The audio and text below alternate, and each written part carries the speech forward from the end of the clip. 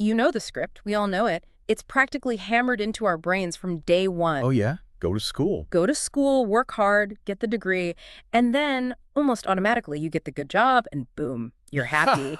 It's the standard formula for a good life. It's been the dominant narrative for, what, 50, 60 years? That education equals success and success equals well-being. A very simple, linear equation. Right. Input degree, output happiness.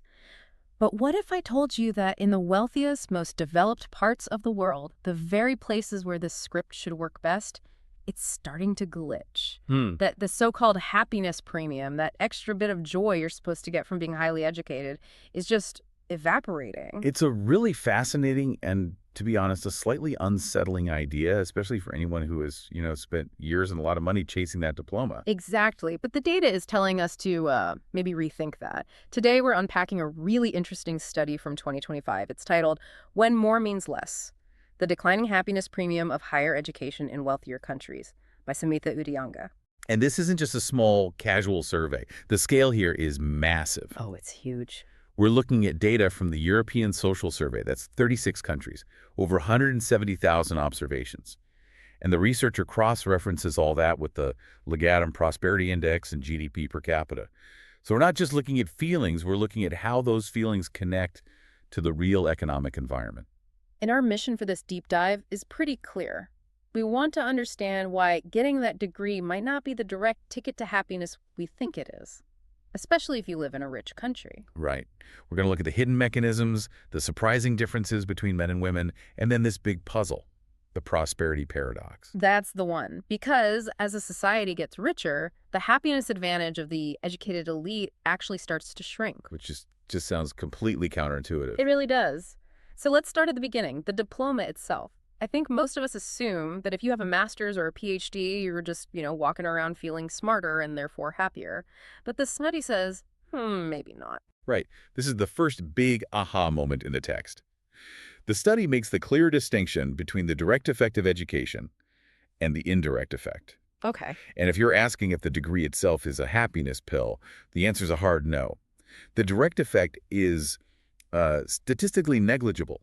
In some models, it's basically neutral. Hold on. So just having the piece of paper on the wall, knowing more about engineering or history, that specific thing doesn't make you smile more. Exactly. If you could somehow strip away everything else that comes with the degree, the job, the money, the social status, the education itself does very little for your mood. It's a means to an end, a tool, not the treasure. So it's a key. It opens a door. It opens a door, yes. It unlocks these specific life circumstances that then create the happiness. Okay, so what's behind the door? What are these treasures the key unlocks? The study points to a few key drivers. The big ones won't surprise you. Income and what they call labor market integration. Which is just a fancy way of saying having a job. Precisely. Having a job and making money. But there are two others that are incredibly important, and I think people often overlook them. Subjective health and social trust. Subjective health makes sense. Educated people can afford better care, maybe know more about staying healthy. But social trust, that feels a bit abstract. But it's vital. Social trust is just this general belief that other people in your society, play by the rules and aren't out to get you. Education tends to correlate with higher levels of trust. I see. So it's the difference between walking down the street thinking my neighbors are a threat versus my neighbors are generally decent people. Exactly. And that feeling of community and trust is a huge driver of well-being. So the mechanism is degree gets you the job, the money, better health, and a sense that society is trustworthy. Those are the things that make you happy. And if you statistically control for those things, take away the money, the health, the trust advantage, the happiness boost from the degree just vanishes. It pretty much disappears. The degree is the vehicle. And this is so crucial for you to understand because it sets up the next big finding. If education is just a vehicle, we have to ask, do men and women drive it to the same destination? I was reading this section and I have to admit I was bracing myself for some stereotypes, but the data here is really specific. It is a very distinct split. The data shows that while education boosts well-being for everyone, how it does so is fundamentally different from men and women. The pathways diverge. So let's start with men. According to this research, what is a man really getting out of that degree that makes him happy? For men, it is overwhelmingly about the economic returns. The study links this to something called expectation states theory. Okay, let's pause there. Expectation states theory. Can we break that down? Sure. Simply put, it's about how we form hierarchies and groups based on what we expect from people. And traditionally, men have faced this intense societal pressure to be providers, the breadwinner role. Right, the old idea that your worth is tied to your net worth. Exactly. So under this theory, a man's degree is a signal of his confidence to fulfill that role. He's using it to secure a paycheck and a stable career, to meet the expectations society has set for him. So for men, the happiness calculation is almost transactional. I learn this so I can earn this. To a large extent, yeah. Men in the study derive significantly more happiness from the income and employment that the education gets them.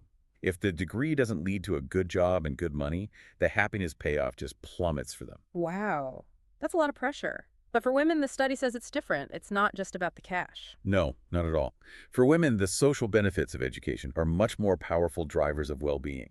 This concludes that social trust we talked about, and also subjective health. So why the difference? Why is the social side so much more important for women? Well, the author uses expectation states theory again, but kind of flips it. Historically, women have faced barriers to status and authority. In that context, higher education acts as a form of empowerment, It's an equalizer. a massive one. It allows women to challenge those traditional expectations. It's not just about buying power. It's about social standing, about autonomy, about breaking out of restrictive roles. That makes a lot of sense. So for a man, it's a tool for income. For a woman, it's a tool for status and independence. That's a great way to put it. And here's a surprising little detail I loved in the data. The study found that women actually get a slightly higher total happiness boost from education than men do. Really? Even with the wage gap and everything else. It's a small difference, Yeah. statistically, but it's there. The theory is that because women are harvesting benefits from both the social side to the economic side, the cumulative effect is more robust.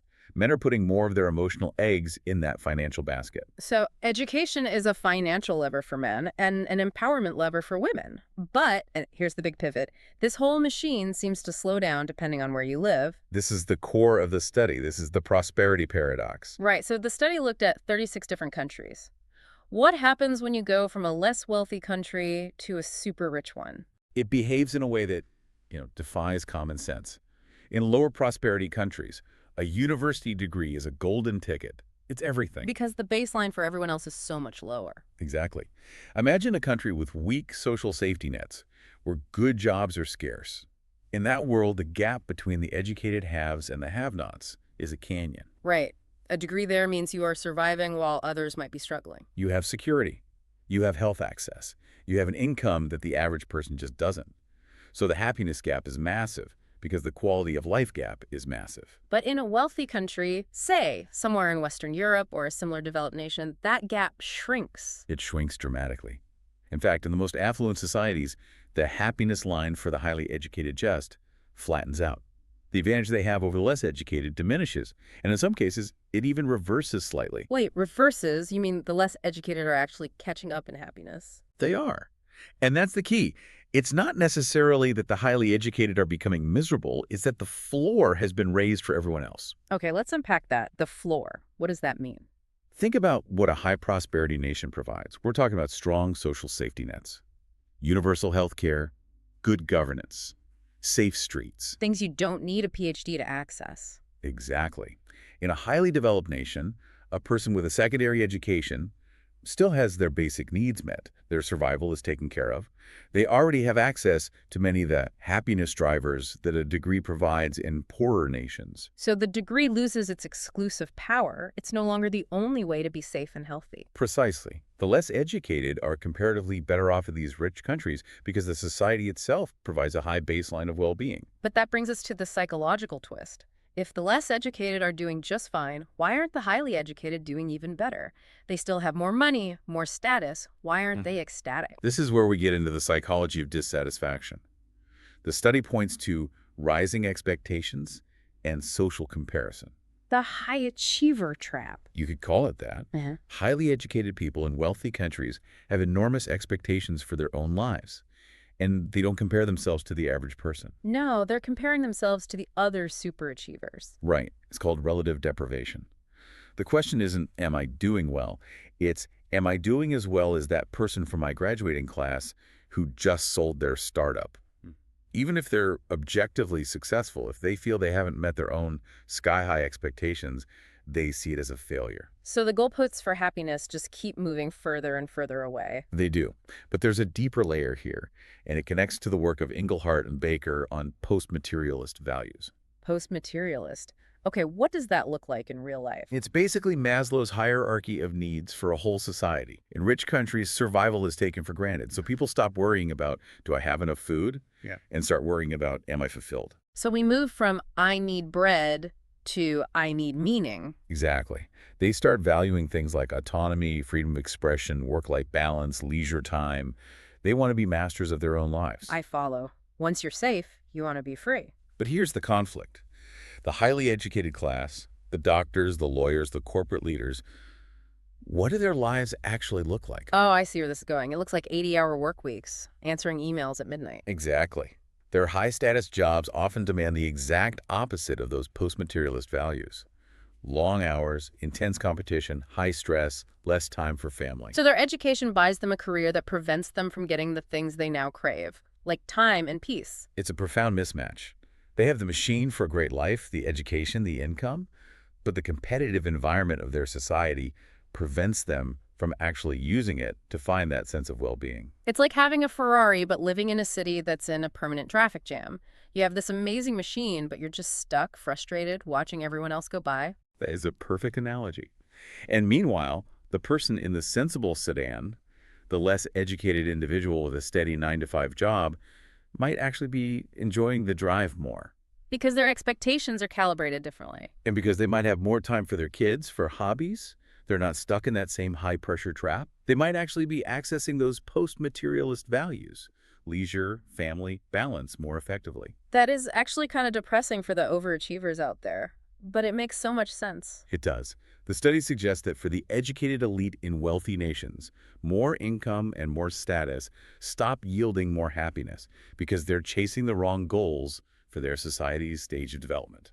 They're playing a survival game in a post-survival world. That's a powerful way to put it. And the anxiety of, I need more, I need to achieve more, actually erodes the happiness the education was supposed to provide in the first place. So let's tie this all together. We started with the idea that education creates happiness, and it does. It does. Through health, money, and trust. It opens the door. But the path is different for men and women. Men are generally chasing the financial return, while women are leveraging it for social empowerment. Correct. Women get a slightly broader spectrum of benefits. But, and this is the big takeaway, if you live in a wealthy country, that degree stops being a guarantee of superior happiness. The gap closes because society takes better care of everyone, and the educated get trapped in a cycle of high expectations and time poverty. That's the synthesis. And it really challenges the standard policy of just more graduates, more jobs. So what's the alternative? The study suggests policymakers in rich nations need to pivot. Instead of just focusing on job creation, they need to focus on things like work-family balance and civic engagement. You have to give the educated class the time to realize those post-materialist values. It's not about the paycheck anymore. It's about the lifestyle. Exactly. Mhm. The next level of prosperity isn't just more money, it's more autonomy, more time. You know, this leaves me with a final thought for you listening, especially if you're one of those highly educated people feeling a bit burnt out. We spend so much time climbing the ladder because we think the view from the top will be pure bliss.